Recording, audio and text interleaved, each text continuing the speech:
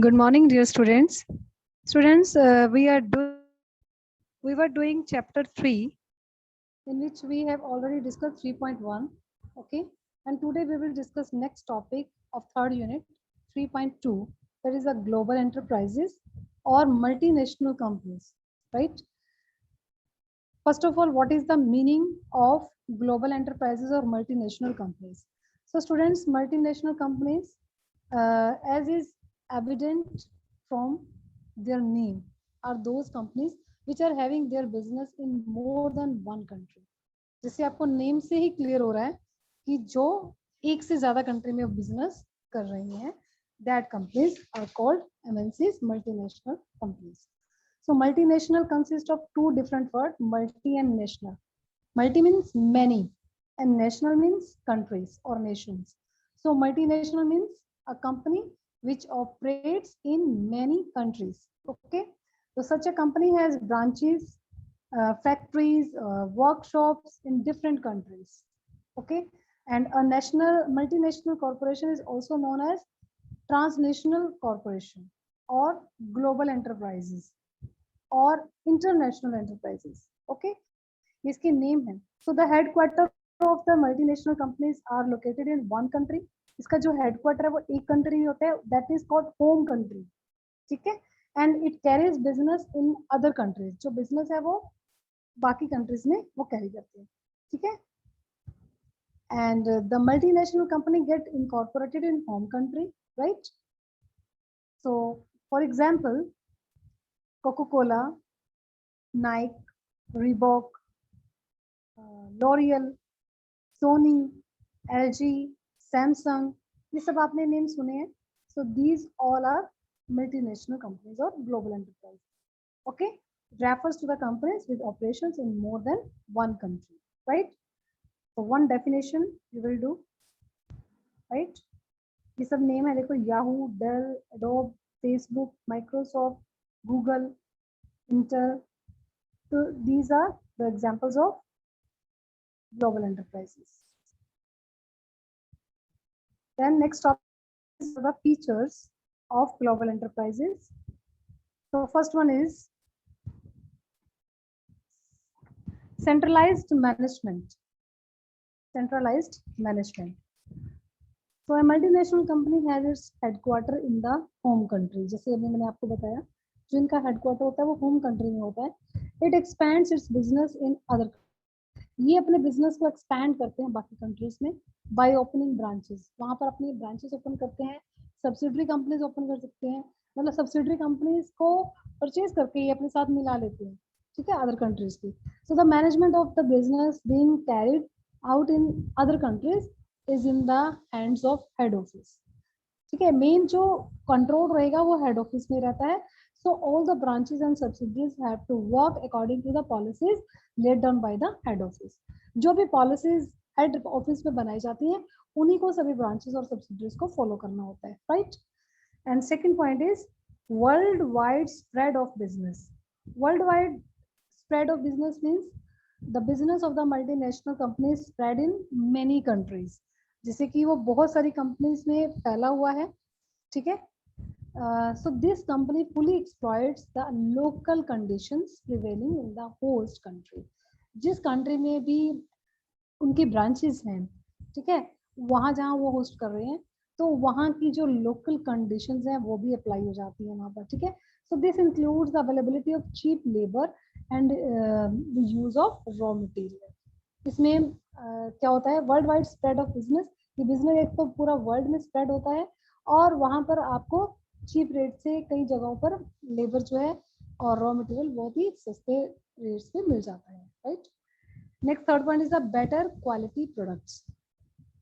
A multinational company has to compete on the world level. जो competition है इसका world level पे रहता है. So it has therefore to pay special attention to the quality of its product. तो जब इनको पता है कि वर्ल्ड लेवल पे इनको compete करना है, तो जो इनका मेन अटेंशन रहता है वो उसकी क्वालिटी पे रहता है, प्रोडक्ट की. तो प्रोडक्ट की क्वालिटी जो है वो बेटर होती है, क्योंकि जितनी क्वालिटी बेटर होगी उतना ही वो लॉन्ग टाइम तक उसको अपने प्रोडक्ट के साथ सर्वाइव कर सकते हैं, right? Next is large size. So a multinational company has huge assets. The value of assets of like Reliance Industries Limited is approximately $160 billion. Okay तो इनका साइज जो है वो बहुत बड़ा होता है, जेंट साइज होता है, ह्यूज कैपिटल रिसोर्सेज होते हैं. So the assets and sales of multinational companies are quite large. These companies operate on the large scale. Their operations are so huge that sometimes their sales turnover exceeds the gross national product of a developing country. ठीक है. So for example अभी जैसे मैंने रिलायंस का example दिया है आपको, ऐसे physical assets of IBM international business machine जो है that exceeds $8 billion. Okay. Next point is access to international market. A multinational company easily establishes its identity in the international market.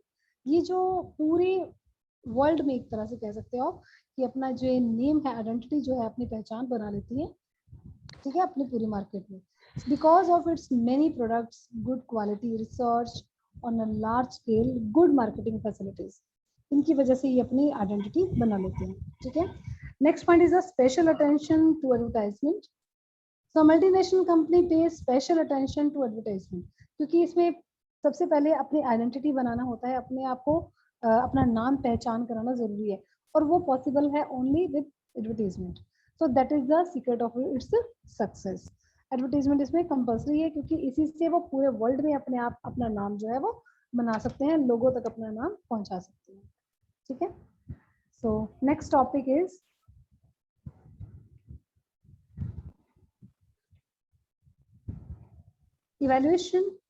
evaluation of MNCs. So with the establishment of the multinational companies, the host country started getting cheap and good quality products.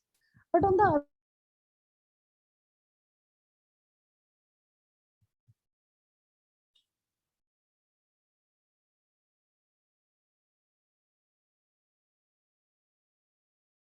जो available है market में, उनके साथ उनका भी competition रहता है. So the effect of the multinational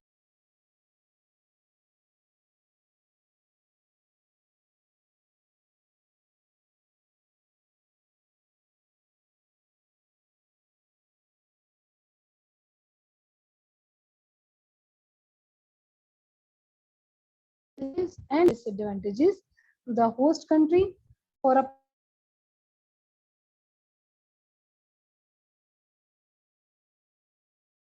advantages or merits of MNCs. So the host country enjoys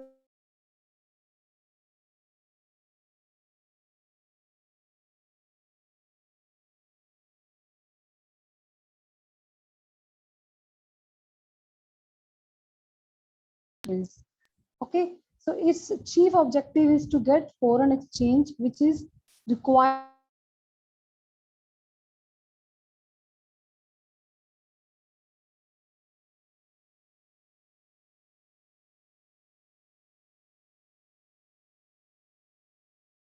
inflow outflow होगा उसका. ठीक है. यानी कि फॉरेन कैपिटल जो है वो इन्वेस्ट होगी, और इस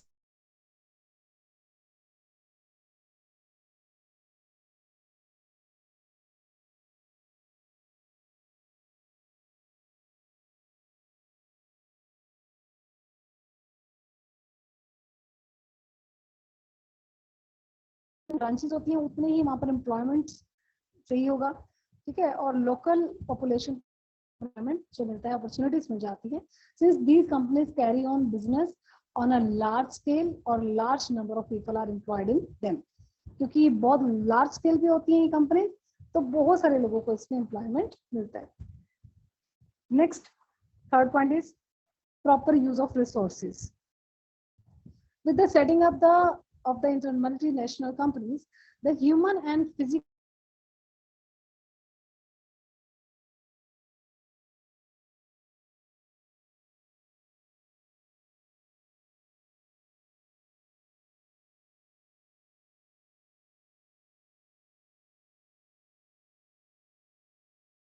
idle resources. Idle means बेकार resources होते हैं because of their technical knowledge. So this result in the increase of the national income.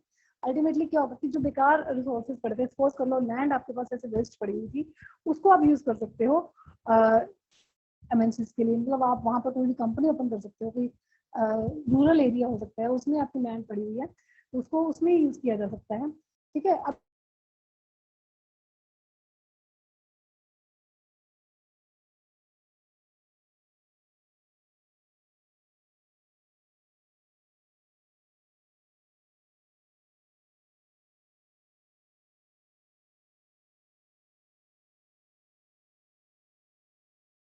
Source बन जाएगा।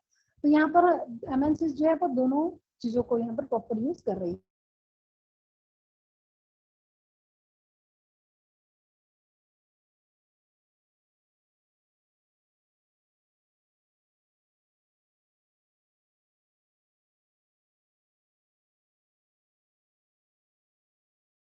हेलो,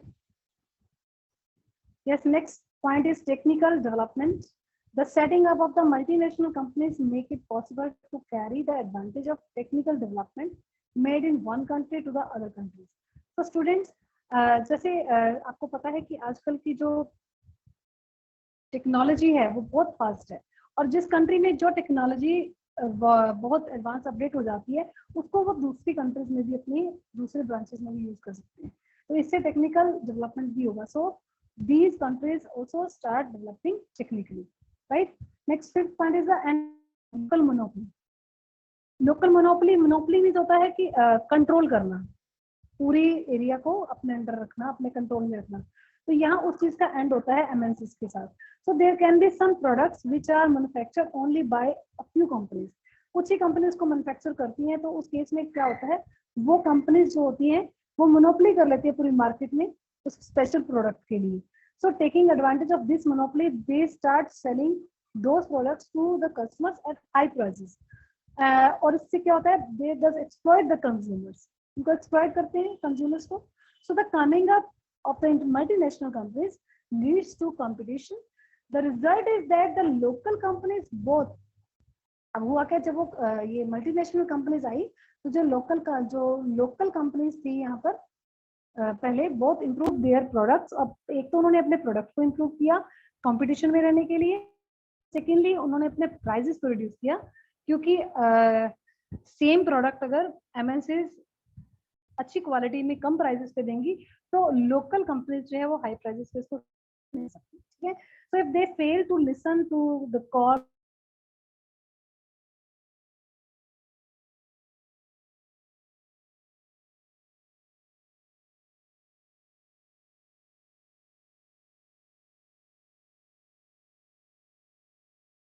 बिल्कुल हो गया है उस चीज से, एमएनसीज की वजह से। Next point is management development. The multinational companies appoint managers who have the knowledge of best management techniques.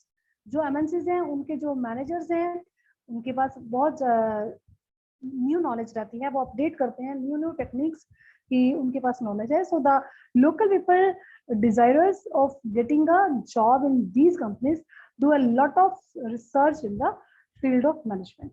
So this leads to the development of professional management culture.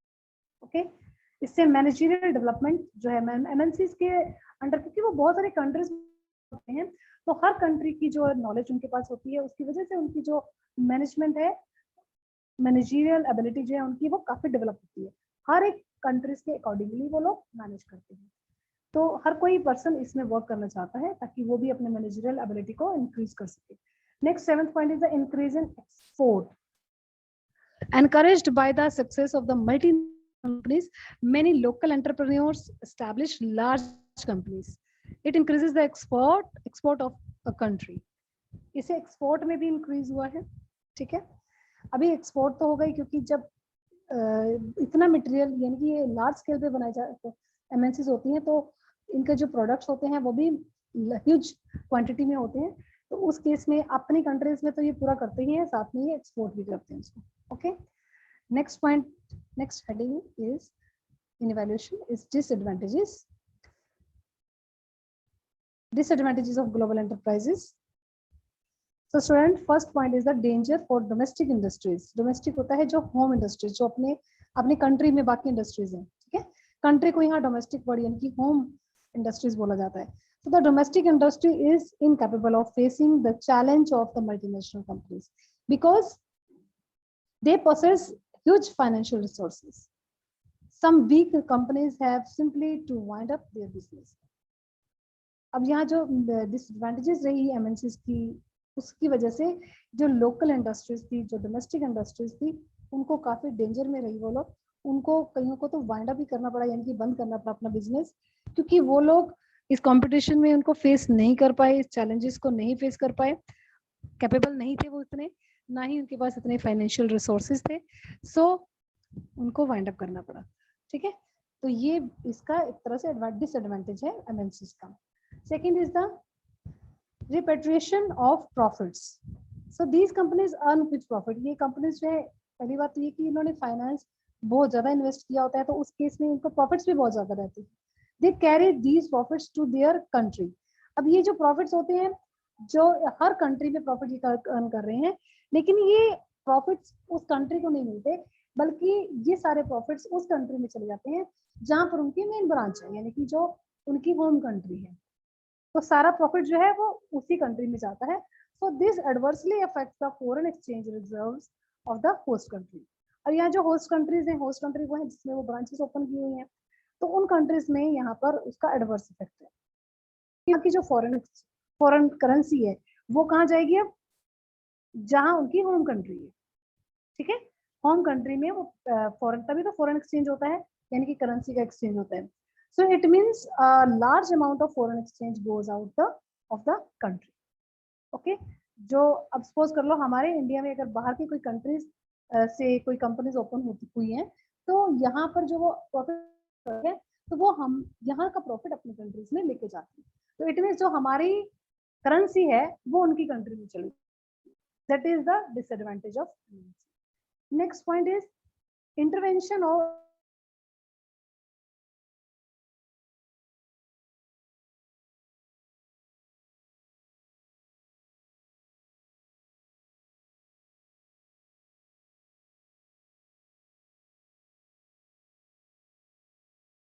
Policies हैं वो अप्लाई करते हैं, जो उनके जो भी रूल्स हैं.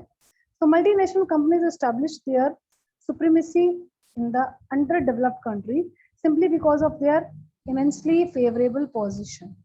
जो मल्टीनेशनल कंपनी होती है मोस्टली वो क्या करती हैं, अंडर डेवलप्ड कंपनी में ही अपने जो उसमें एस्टैब्लिश होने की कोशिश करते हैं. First of all these companies help the government in a number of ways and gradually start interfering the process of government decision making. Such a situation is never desirable for any country. तो ये जो वहाँ की local politics है उसका interfere बहुत रहता है इस चीज में. Next fourth point is exploitation of natural resources. Multinational companies use the natural resources of the host country very carelessly. जो मल्टीनेशनल कंपनीज है वो नेचुरल रिसोर्सेज को जो यूज करती हैं होस्ट कंट्री के, वो केयरलेस से करते हैं. So this improper use of the valuable natural resources of the country is harmful for the host country. Host country के लिए ये harmful होता है, जिस country में उनकी branches है जिसमें वो लोग carelessly इसको use कर रहे हैं. ठीक है. So next point is no benefit to poor people. These companies are generally set up in the underdeveloped or developing countries. Mostly ये लोग या तो underdeveloped countries में open करते हैं branches या फिर developing countries में. So the people of these countries are mostly poor, but these companies produce only those things which are used by the rich. ये लोग वो प्रोडक्ट बनाने में इनके प्रायोरिटी रहती है जो रिच लोगों को पसंद.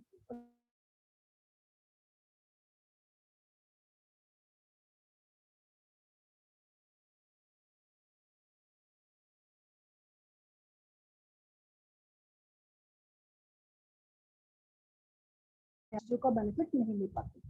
Okay. So then after having studied these advantages and disadvantages, the host country as a result of the setting up of the multinational companies, we can conclude that their setting up can benefit the underdeveloped and developing countries only if they are allowed to be established under certain conditions. कौन सी conditions है वो? First of all the profit earned by them should not be allowed to come back.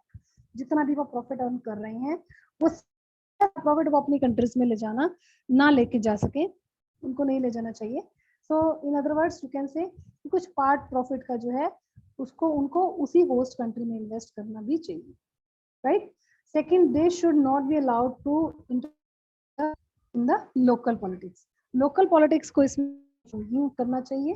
Then third is that they must use the natural resources in proper way, जो उनकी यहाँ पर week points थे उनको ही यहाँ पर उनको इम्प्रूव करना है। जो नेचुरल रिसोर्सेज को ये केयरलेसली यूज करते हैं उसको थोड़ा प्रॉपर वे में यूज करें। And the goods consumed by the poor should also be produced, ऐसे गुड्स भी उनको प्रोड्यूस करने चाहिए जिनको पुअर लोग भी कंज्यूम कर सकें। Okay, so in addition to it, the indigenous industries should be so strengthened as to be able to compete successfully with the multinational companies. Okay, so some examples of Indian and foreign MNCs are Indian MNCs, Pharma, Ranbaxy Laboratories Limited, Dr. Reddy's Laboratory Limited, you can see.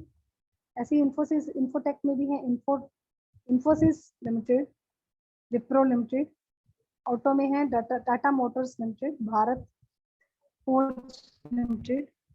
Okay, some examples of Indian ये manufacturing में भी है, Reliance industries limited, okay, Asian paints, then ये है आपके सामने Patanjali. Next, some examples of foreign MNCs, UK Cadbury, Hindustan Unilever, USA Coca-Cola, Ford Motors, General Electric, like Pepsi, Japan, Toyota Motors, Sony, Suzuki,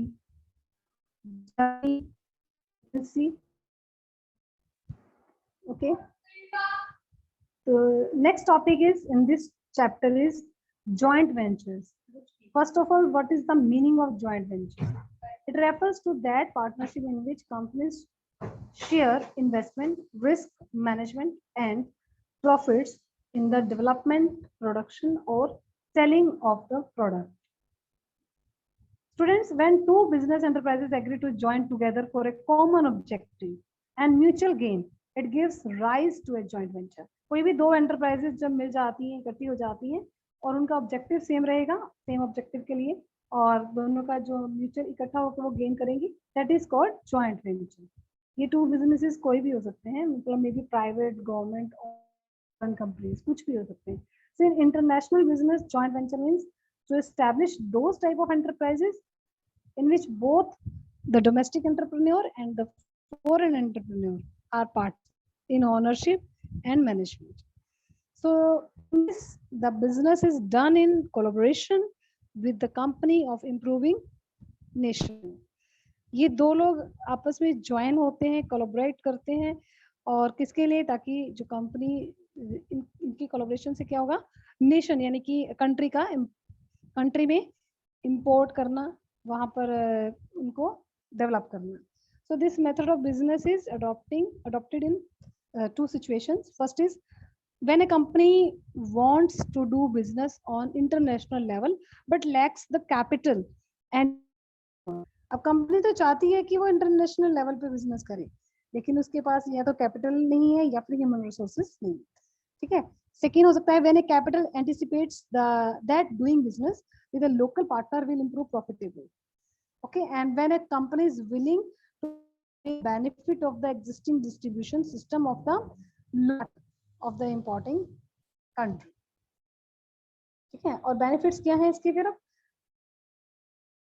easy entry in overseas market, those company which lack capital, जिनके पास capital या human resources की कमी है, वो लोग easily अब enter हो सकते हैं जॉइंट वेंचर के थ्रू पूरी फॉरेन मार्केट में। So the foreign partners in a joint venture provides capital. अब वहां पर जब फॉरेन में ये फॉरेन पर्सन के साथ या फॉरेन कंपनी के साथ ये जब ज्वाइंट होंगे, वहां से इनको कैपिटल भी प्रोवाइड हो जाएगी और ह्यूमन रिसोर्सेज प्रोवाइड हो जाएंगे, ठीक है। Next, risk is minimized, risk कम हो जाता है क्योंकि दो लोग मिलकर काम कर रहे हैं, तो दोनों में रिस्क जो है वो डिस्ट्रीब्यूट हो जाता है, ठीक है। So the local partner has the full awareness of the market, local वाले को तो अब अपने लोकल वहाँ की सारी अवेयरनेस है, और जो बाहर का जो पर्सन है यानी कि जो दूसरी कंट्री का पर्सन है उसको वो अपना फाइनेंस लगा सकता है या कुछ भी जो भी उसके पास अवेलेबल है. So in this way the risk generated by the policies of the government can also be minimized one in time. Next point is technological benefit. By engaging in partnership with a foreign company, Indian company can enjoy the benefit of the latest and advanced technology. अब बाहर की technology बहुत fast है, आपको पता है, इस चीज का बेनिफिट अब आपको यहाँ पर मिल सकता है. Then competitive strength. When two companies get together to do business, suddenly and strength to face the competition increases. Okay. And next point is the reduction in cost. When two companies join hand to carry on business, it makes it possible to do it on a large scale. So they get the benefit of the economy of large scale of production. अब जितनी ज्यादा production करेंगे ना, उतनी जो cost है वो कम हो जाती है. So as a result cost of production is less, क्योंकि लार्ज स्केल पे बिजनेस होगा और प्रोडक्शन जितनी ज्यादा होगी उतनी कॉस्ट कम हो जाती है. नेक्स्ट आपका जो टॉपिक है छोटा सा है, public private partnership. What is the meaning of public partnership? Public private partnership means it refers to the involvement of private sector in the government project aimed at public benefit in the form of management expertise and monetary contribution. So students, इसमें क्या होता है कि जो public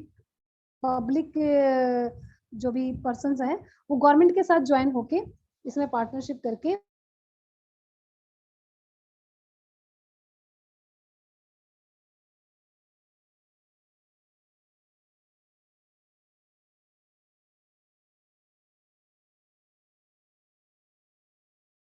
traditionally provided by the public sector. Okay, कुछ features हैं इसके. PPPs are related to high priority government plan project. Okay, जो पहले से ही गवर्नमेंट ने प्लान किए हुए प्रोजेक्ट हैं उसमें वो लोग प्राइवेट लोगों की हेल्प लेते हैं ताकि उसको वो पूरा कर सके.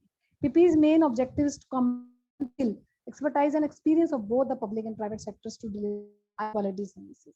अब प्राइवेट में वो लोग क्या होते हैं कि उनके पास क्वालिटी है और एक्सपर्ट होते हैं वो लोग, तो पब्लिक जो है उनकी हेल्प लेके बेस्ट वे में क्वालिटी सर्विसेज जो है उनसे लेके अपने ऑब्जेक्टिव को पूरा करती है. PPs are allow government to overcome their budgetary and borrowing constraints. Then PPPs are used in the government projects and aimed at public benefit. ठीक है, ये पब्लिक बेनिफिट के लिए प्रोजेक्ट्स जो हैं वो बेनिफिटेड होते हैं. PPP projects lead to faster implementation and reduce life cycle, क्योंकि अगर प्राइवेट लोग उसमें ऐड हो जाते हैं तो फास्ट हो जाता है ना काम, तो इससे जो life cycle reduced life cycle means यहाँ पर प्रोजेक्ट जो है उसको फास्ट इम्प्लीमेंट करना है ताकि वो काम डिले ना हो. PPPs are divide the risk between public and private sector. जो भी अब इसमें रिस्क रहेगा यानी कि प्रॉफिट और लॉस जो भी होगा वो डिस्ट्रीब्यूट हो जाता है. And the government remains unaccountable for the quality of the end cost of services. यहाँ पर मेन अकाउंटेबल यानी कि जो रिस्पॉन्सिबिलिटी होती है ना वो गवर्नमेंट की रहती है, तो यहाँ पर आंसरेबल कौन है? गवर्नमेंट है. तो वो अब यहाँ पर अपनी क्वालिटी और सर्विसेज को यहाँ पर बेस्ट करने की कोशिश करती है प्राइवेट लोगों को अपना ज्वाइन करके. And the government remains actively involve life of the projects. Okay, कुछ एग्जांपल्स भी हैं यहाँ पर. A highway near Delhi is constructed by Kundli Manesar expressway limited is a good example of PPP. क्या था इसमें? In this 135 kilometre expressway land has been provided by the government and surface has been laid out by the company.